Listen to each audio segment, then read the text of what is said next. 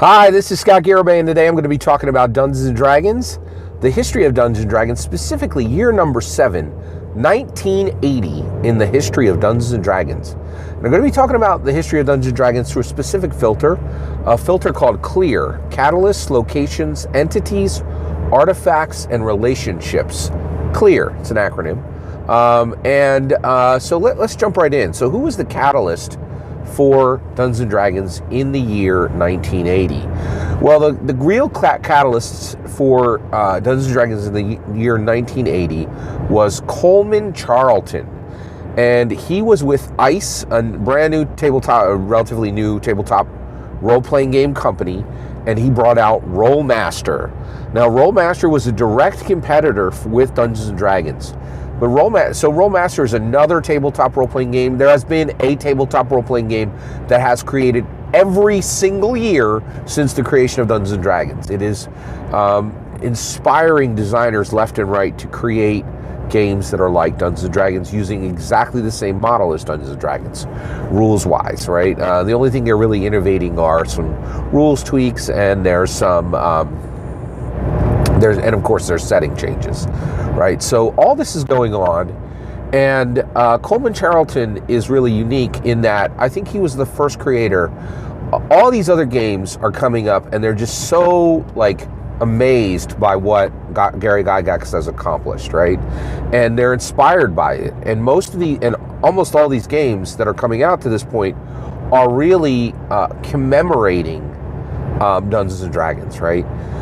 So these other games are coming to establish themselves within the tabletop role-playing game, and of course, to provide a good experience for their players, but also coming in commemorating Dungeons and Dragons. And there's a lot of homage, and there's, these creators have goodwill toward Dungeons and Dragons, all the way up through 1979. All the games you're seeing, these people are being inspired by Gary Gygax. It is my opinion that Coleman Charlton, specifically with Rolemaster, is the first in a long line of creators who will not come to commemorate Dungeons & Dragons, but to conquer Dungeons & Dragons. Rolemaster is a declaration that Gary Gygax did not get it right, and that there is a right way to do fantasy tabletop role-playing games. And so Rolemaster takes some really different tack. It goes far more deeply into simulation. Rolemaster will actually earn essentially like a nickname, and it'll be called Chartmaster. So Chartmaster is what people will call Rolemaster later, and it just had charts for everything, and it goes into incredible depth on simulation. And it would be the beginning of many people saying Gary Gygax did not get this part of the real world right. Huge debates about history, huge debates about combat reality, huge debates about weapons and weapon ranges and weapon effectiveness and how D&D simulates combat. And there will be a massive focus on combat in the 80s and actually going all the way forward in tabletop role-playing games, originated by a very high focus on combat from Dungeons & Dragons from the very beginning. But in my opinion, Coleman Charlton is the first in a long line of people who will come at you come at me, bro, right toward Gary Gygax, and will be really trying to be king of the hill. It's switching from commemorating to conquering, not from an attempt to commemorate to an attempt to conquer Dungeons and Dragons. And at this point, people say this is an industry, and this is a real industry. And again, in 1980, like today, we have so much perspective in 2019. Tabletop role-playing games, by and large, are very much a niche market, right? But back in those days, nobody knew what was coming. Nobody knew about streaming media. Nobody knew how powerful, cell phones were going to be. Nobody knew about how powerful computers were going to be. And so people weren't thinking that TRPGs was going to be a niche market. They thought it was going to be a massive market. And so we really see competition spreading with Rolemaster, and a very, very real competitive spirit that immediately grows out of Rolemaster. And Rolemaster also saying, D&D isn't perfect, and we think there's a better way to do fantasy TRPG. It's the first real clear statement of that. So what's our location in 1980? Our location in the 1980s is Clara, Mississippi. Clara, Mississippi is a tiny, tiny town in Mississippi. It's got less than 5,000, it has a population of less than 5,000, right? And why is this our location? Well, it's to show that at this point, Dungeons & Dragons is all across the East and West Coast. It's in Europe. It's up in Canada. It's over in Tokyo, Japan, right? The global spread is starting. But one of the things that is also starting is because of the nature of Dungeons & Dragons, because it can be bought in a box set for less than $20, right? Because it's so portable, right? And all you need to spread it in any town is just one adventurous bookshop, let alone an FLGS, which there were a few then, right?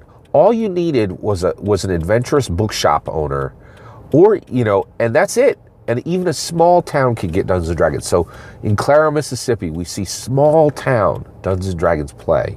It's really important to the game. Who's our entity for 1980? Well, our entity for 1980 is Stephen King.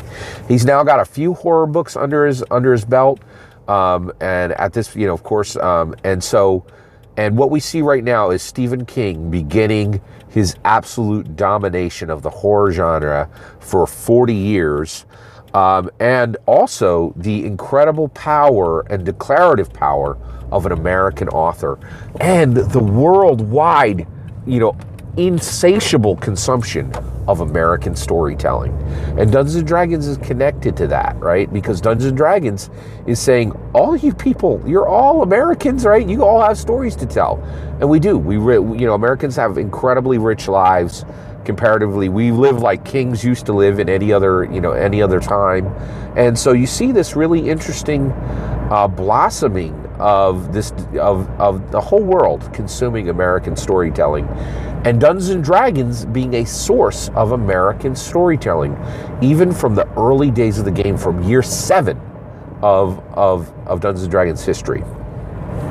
What is the artifact for 1980? The artifact is the first edition Monster Manual, and here we see the final and third book in the hardback core 3 rule books: PHB, DMG, and Monster Manual.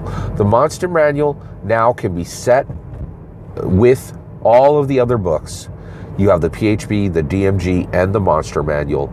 It is incredibly important that we understand that this model, hardback book, hundreds of pages of content, art, and prose together. This is the structure for Dungeons & Dragons, for every single Dungeons & Dragons edition in existence to date. And it sets a structure for the vast majority of all tabletop role-playing games that would exist, right? And so here we see this very, very clear, extension of the Dungeons & Dragons format overall, right? And the Monster Manual also establishes this very important, really unique relationship, right, with monsters for the game. The game declares that monsters are a key aspect of the game. And we look back and we think now that all these choices were obvious, but they were very distinct choices on the part of the gameplay of the designers, right?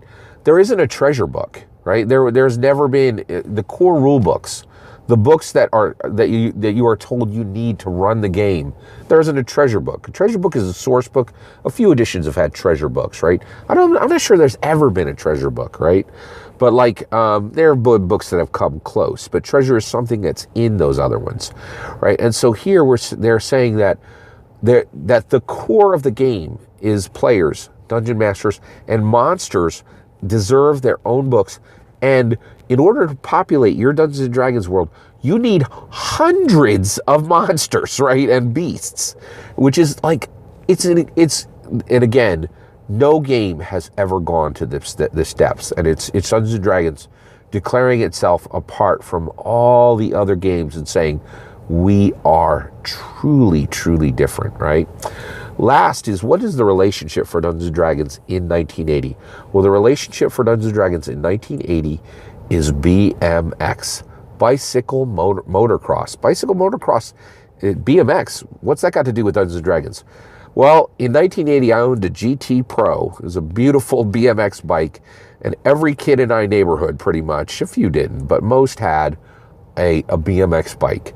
And we use these to do tricks and jump over creeks and do all kinds of different things. But more than anything else, we also used it to travel 2-3 miles to our friend's house in just a matter of 10 or 20 minutes, right? And so we could go longer distances to get to our dungeon masters.